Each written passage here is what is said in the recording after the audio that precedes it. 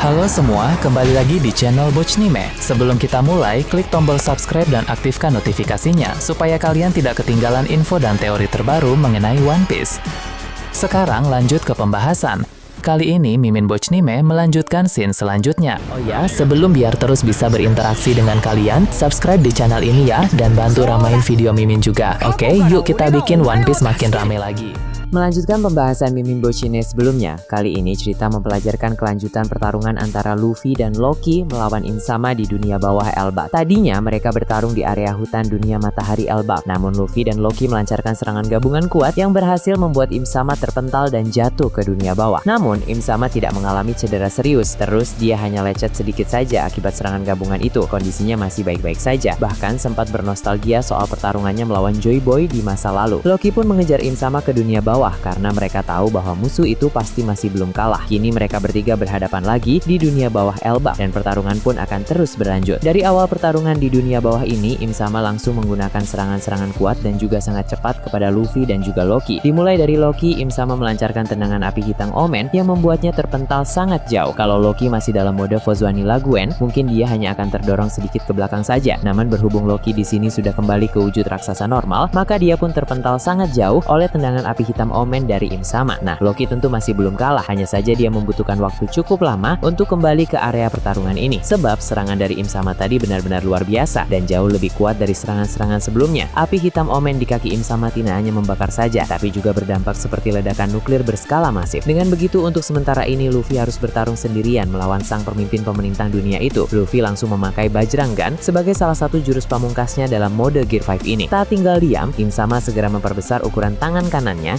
memakai api hitam Omen, yang mana api hitam tersebut membentuk seperti tinju yang seukuran dengan Bajrang Gun milik Luffy. Lalu Bajrang Gun dan tinju api hitam Omen itu pun saling beradu di udara yang menghasilkan suatu dampak yang sangat luar biasa di area dunia bawah. Pohon Adam pun lagi-lagi bergetar, yang mana getarannya merambat dari dunia bawah ke dunia matahari, bahkan sampai ke dunia surga yang paling atas. Baik Luffy maupun Im-sama sama-sama terlempar usai bentrokan itu, namun Luffy terlempar lebih jauh daripada Im-sama. Nah, hal ini menandakan bahwa kekuatan serangan dari jurus Im-sama tadi masih lebih hebat dibandingkan jurus Bajrang Gun milik Luffy. Meski begitu, tak butuh waktu lama bagi Luffy untuk datang kembali mendekati Im-sama di area tersebut. Berbeda dengan Loki tadi yang terpental akibat serangan telak dari Im-sama, Luffy ini terpental akibat beradu serangan kuat sehingga dia bisa segera bangkit kembali dan melesat ke area pertarungan. Luffy memantul dengan kecepatan yang sangat tinggi menggunakan kekuatan kebebasannya. Nah, bisa dibilang ini adalah pergerakan paling cepat Luffy sampai sejauh ini karena dia memantul dan meluncur seperti sebuah roket. Walau dunia bawah sangat luas, tapi dengan kecepatan yang luar biasa itu, Luffy membuat Im-sama tidak perlu menunggu terlalu lama untuk bertarung kembali. Luffy bisa datang ke sana lagi dalam waktu yang sangat singkat. Begitu mendekati Im-sama, si topi jerami itu pun langsung memasuki mode raksasa dari Gear 5 lagi. Tapi kali ini ada yang berbeda dari mode raksasa Luffy. Ukurannya sekarang sedikit lebih besar dibanding mode raksasa yang sebelumnya. Dan selain itu, awan putih di punggungnya pun menjadi lebih tebal dibanding yang sebelumnya. Menurut Mimin Bochname, ini adalah tingkatan lanjutan dari mode raksasa Gear 5 Luffy. Jadi, mode raksasa Gear 5 ini memiliki beberapa tingkatan. Sebelumnya Luffy hanya bisa memakai level pertama alias tingkatan yang paling dasar. Nah, saat ini Luffy telah memasuki level kedua dari wujud raksasa itu. Tingkatan ini jelas lebih kuat dari yang sebelumnya. Nah, sepertinya puncaknya nanti adalah level terakhir alias level tertinggi. Luffy akan mencapai ukuran maksimal dalam mode raksasanya itu, yang mana dalam mode raksasa level terakhir itu dia akan bisa menggunakan pedang raksasa Nika yang menancap di wilayah dunia matahari Elbap. Itulah yang pernah dikatakan oleh Saul beberapa waktu yang lalu, yang mana Saul pernah berkata bahwa Luffy baru akan bisa menggunakan pedang Nika itu ketika dia mencapai level maksimal dari wujud raksasa Gear 5. Im-sama pun di sini bisa menyadari perubahan Luffy itu, tapi tampaknya Im-sama sama sekali tidak merasa gentar ataupun terkejut. Im-sama tahu bahwa ini adalah tahap kedua dari mode raksasa Gear 5 Luffy, tapi ukuran ini masih cukup jauh dari level maksimal, di mana Luffy bisa menggunakan pedang Dewa Matahari Nika. Jadi, menurut Im-sama, kekuatan Luffy yang sekarang ini masih terbilang belum cukup. Im-sama pun segera maju dan mereka berdua saling beradu serangan dalam jarak dekat. Dalam mode raksasa level 2 ini, Luffy bertarung dengan semakin baik karena penggunaan energi mataharinya menjadi semakin besar lagi. Hal tersebut membuat Im-sama lagi-lagi harus meningkatkan penggunaan kekuatan api hitam Omen miliknya. Nah, ketika saling serang antara mereka semakin intens, ada hal unik yang terjadi dalam pertarungan ini, di mana Im-sama sedikit tersenyum lagi. Sepertinya dia cukup menikmati pertarungannya melawan Luffy. Di sini kita perlu mengingat bahwa Im-sama merupakan sosok yang hanya menghabiskan waktu di dalam ruangan bunga saja. Setelah abad kekosongan, mungkin hanya sangat sedikit saja pertarungan langsung yang dia lakukan dengan tubuh aslinya sendiri. Biasanya dia hanya akan mengendalikan tubuh Gorosei ataupun tubuh kesatria suci saja. Jadi tak heran mengapa Im Sama sangat menikmati duel melawan Luffy di sini, karena dia memang sudah lama sekali tidak terhibur. Dia merasakan kembali sensasi yang menyenangkan dari sebuah pertarungan panas. Hal yang sudah lama sekali tidak Im Sama alami langsung dengan tubuhnya sendiri. Sebenarnya saat bertarung 1 lawan 1 melawan Loki sebelumnya, Im Sama juga sempat tersenyum dan cukup terhibur. Tapi jika dibandingkan dengan pertarungan 1 lawan 1 melawan Luffy di sini, tentu pertarungan ini lebih bisa membuatnya terhibur, karena Luffy berkali-kali menggunakan kekuatan baru dari energi matahari Nika, yang mana itu mengingatkan Im Sama pada pertarungan melawan Joy Boy di masa lalu. Dalam momen ini, Im Sama juga akan mengingat kembali sekilas pertarungannya melawan Joy Boy 800 tahun yang lalu. Saat itu, mereka berdua juga saling serang dalam jarak dekat seperti ini. Bahkan mereka sempat berbincang sedikit di sela-sela pertarungan tersebut. Im Sama berkata dia tidak menyangka bahwa perbedaan pandangannya dengan Joy Boy akan sangat besar dan mendalam. Jika saja Joy Boy mengikuti perkataannya, keadaan pasti tidak akan menjadi rumit seperti ini. Mereka bisa menguasai dunia dengan kekuatan yang mereka miliki. Joy Boy pun merespon dengan bilang dia tidak mungkin menuruti permintaan egois seperti itu. Lagi pula semua sudah terlanjur terjadi. Semua telah dimulai sehingga semuanya harus segera dituntaskan. Im Sama lalu menjawab, semua akan tuntas begitu Joy Boy menyerah atau tumbang dalam pertarungan ini. Joy Boy pun tertawa dan berkata dia tidak akan mungkin menyerah dalam sebuah pertarungan. Dia juga menambahkan, seandainya pun dia kalah dan tumbang dalam pertarungan ini, jangan pikir semuanya sudah tuntas. Pertempuran antara mereka berdua masih belum akan berakhir, hanya sekedar tertunda saja untuk waktu yang mungkin sangat lama. Nah, perkataan Joy Boy ini menandakan bahwa perang dalam abad kekosongan dan duelnya melawan Im Sama itu bukanlah puncak dari pertempuran ini. Perang yang dimulai dalam abad kekosongan dulu akan diakhiri dalam perang besar di masa depan nanti. Perang pada masa depan nanti bukan lagi akan dilakukan oleh sang Joy Boy itu, melainkan oleh sosok penerusnya di masa depan nanti. Kita tahu bahwa penerus tersebut adalah Luffy. Maka tak heran di sini Im Sama ingin segera menghentikan si topi jerami itu. Im Sama tidak mau dia terus berkembang dan menjadi tokoh kunci dalam perang akhir nanti. Sebab hal itu akan menjadi masalah yang lebih besar jika terus dibiarkan begitu saja. Kembali ke masa sekarang ini, dalam adu serangan mereka, Im Sama mulai unggul kembali. Rupanya level kedua dari mode raksasa Gear 5 Luffy belum cukup untuk menumbangkan sang pemimpin pemerintah dunia itu. Im Sama masih lebih mendominasi dalam pertarungan di dunia bawah ini. Namun untung saja ketika keadaan sudah semakin sulit bagi Luffy, Loki sudah kembali muncul di area tersebut. Loki datang ke sana dalam mode Fonzoa Nidai. Tanpa ragu-ragu, Loki segera memakai semburan petir yang sangat kuat dan juga sangat besar ke arah Im Sama yang ada di hadapannya. Dia tidak peduli meski serangan itu akan mengenai Luffy di sana. Nah, sebab Loki tahu bahwa Luffy itu kebal terhadap petir, sehingga tak masalah apabila Luffy terkena semburan petirnya juga. Im Sama pun terhempas sedikit diserang oleh Loki barusan, sedangkan Luffy masih dalam keadaan yang baik-baik saja. Loki mengejek Luffy dengan berkata bahwa si topi jerami itu barusan sempat terdesak. Luffy kesal lalu bilang, setidaknya dia tidak terhempas jauh dan butuh waktu lama untuk kembali ke area pertarungan ini. Ketika Luffy tadi terhempas oleh Im Sama, Luffy memang bisa langsung datang kembali dengan kecepatan tinggi. Sedangkan Loki butuh waktu lama untuk kembali ke sini. Mereka berdua pun mulai bertengkar seperti biasa. Sementara itu, Im Sama melancarkan serangan jarak jauh dengan api hitam omen. Walau masih sedang bertengkar, baik Luffy maupun Loki menyadari serangan kuat itu, sehingga mereka berdua pun segera menangkis dengan teknik masing-masing. Im Sama pun berkata, sebaiknya kalian berdua tidak perlu banyak bertengkar satu sama lain. Mereka harus fokus menghadapi Im Sama agar pertarungan menjadi lebih menyenangkan lagi. Luffy dan Loki pun merasa diremehkan oleh kata-kata dari Im Sama. Loki pun bilang, tunda dulu saja pertengkaran dan perdebatan ini. Untuk sekarang, mereka harus fokus dulu menghadapi sang musuh tersebut. Luffy setuju dengan Loki, sehingga dia mulai fokus lagi untuk menghadapi Im Sama di sana. Loki yang sedang dalam mode Fozoan hidup pun langsung memasuki mode raksasa normal karena dia tidak akan bisa leluasa jika bertarung dalam mode Fozoan Nidai. Ketika Loki kembali ke wujud raksasa normal, dia pun terkejut karena sekarang ukuran tubuh Luffy lebih besar daripada dirinya. Nah, seperti yang tadi dibahas, Luffy telah memasuki level kedua dari wujud raksasa Gear 5 sehingga ukuran tubuhnya sekarang lebih besar dari ukuran tubuh raksasa Luffy sebelumnya. Luffy bertanya, apa yang sudah terjadi padamu? Mengapa sekarang kau memiliki ukuran tubuh yang lebih besar? Luffy pun menjawab, ini adalah mode lanjutan dari wujud raksasa Gear 5. Jadi jangan heran jika dirinya sekarang lebih besar daripada Loki. Loki tentu tidak mau kalah, sehingga dia pun segera memasuki mode hybrid dari kekuatan buah iblis Nidai. Tenaga Loki sekarang sudah terkumpul kembali, sehingga dia bisa memasuki lagi mode hybrid Nidai. Dalam mode hybrid ini, ukuran tubuh Loki menjadi lebih besar. Memang tidak sebesar Fozoan, tapi lebih besar daripada mode raksasa biasa. Nah, Jarul berkata bahwa tampaknya sekarang pertarungan mereka bertiga sudah berpindah dari dunia matahari ke dunia bawah, karena guncangan pohon Adam ini terasa dari bagian bawah Elbaf. Luffy dan Loki pun sepertinya telah menggunakan kekuatan yang lebih besar lagi, sehingga mereka berdua bisa memberi perlawanan yang sengit kepada sang musuh terkuat itu. Dengan kata lain, guncangan hebat ini sebenarnya adalah pertanda baik, karena Luffy dan Loki bisa memberi perlawanan yang semakin baik kepada Im Sama dalam pertarungan itu. Jarul pun bertanya, apakah hal ini tidak akan menjadi masalah untuk pohon Adam? Jarul menjawab, tenang saja. Sekuat apapun dampak serangan, mereka paling-paling hanya membuat pohon Adam berguncang seperti ini saja. Tidak akan membuat pohon ini tumbang ataupun hancur. Di Elbaf ini sudah sering terjadi pertarungan besar dari dulu sampai sekarang. Tapi pohon Adam masih terus tetap berdiri tegak. Pohon inti Adam adalah pohon terkuat di dunia. Tak ada yang bisa menumbangkannya ataupun menghancurkannya. Jadi Chopper tidak perlu khawatir soal kondisi pohon Adam. Chopper pun merasa lega karena tadinya dia khawatir pertarungan di dunia bawah itu akan membuat pohon Adam tumbang. Jika memang pohon Adam akan baik-baik saja, maka mereka di sini hanya bisa berharap bahwa Luffy dan Loki bisa mengatasi sang musuh di dunia bawah itu. Nah, bagaimana menurut kalian terkait ini? Nah, itu tadi berbagai hal menarik pada pembahasan channel Bochnime kali ini.